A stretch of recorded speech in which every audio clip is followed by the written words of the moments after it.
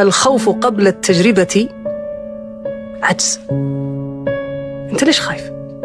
طب أنت ما جربت، طيب ليش ما تقدم؟ أنت ما عندك قدرات، ما طيب أقدم.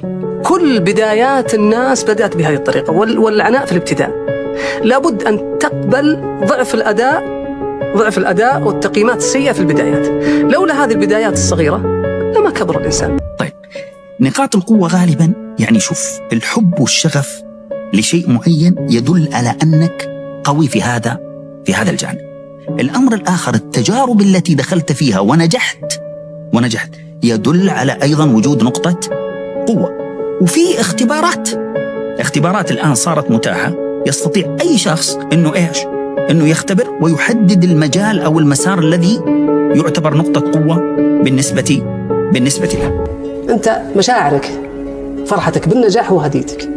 أنا أعطيك هدية قبل، أعطيك هدية أثناء الامتحانات كتحفيز، أعطيك هدية بعدين، لكن لا أربطها بتحصيل معين.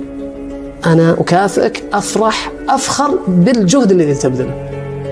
حتى لو بذلت جهد وأخفقت أنا فخور فيك.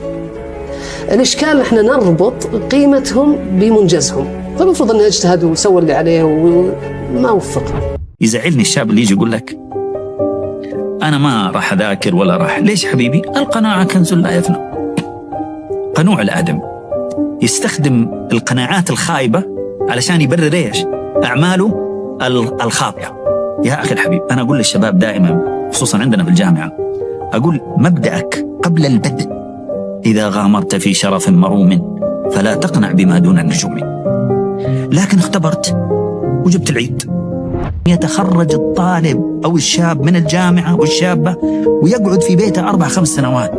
طبعا صحيح الوظائف ما هي زي زمان سألة وكذا، ولكن أنا أعزو هذا لأنه ما في جهد بدني كافي. يعني البعض يجي يقول لك 4 سنوات لك، كم قدمت؟ قال حاولت والله يمكن 15 مرة. طب 15 مرة في 4 سنوات؟ يلي ما تخاف الله. مفترض كل يوم لك إيش؟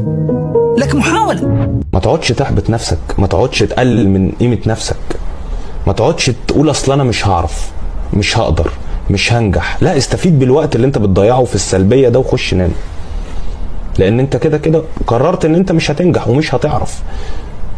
فالراجل ما بيرجعش في قراره، فانت كده هتبقى فاشل ومش راجل لو رجعت في كلامك، فخش نام. انتوا كلكم عايزين النجاح بتاع كريستيانو رونالدو. انت ما تقدرش تعيش حياة كريستيانو رونالدو. هو ليه ما فيش لعيبة عربية كتير مشهورة ما بيقدرش يدفع الثمن؟ احنا عندنا اول لما الشخص بينجح شوية صغيرين مخه بيفوت من النجاح ويبدأ يحصل الشيكات بدري، يعمل حاجة اسمها الامتنان المبكر، يخرج ويحتفل ويروح وبتاع. انا عندي تمرين الصبح بدري وعندي تكريم مع مش عارف ايه، هتروح ايه فيهم؟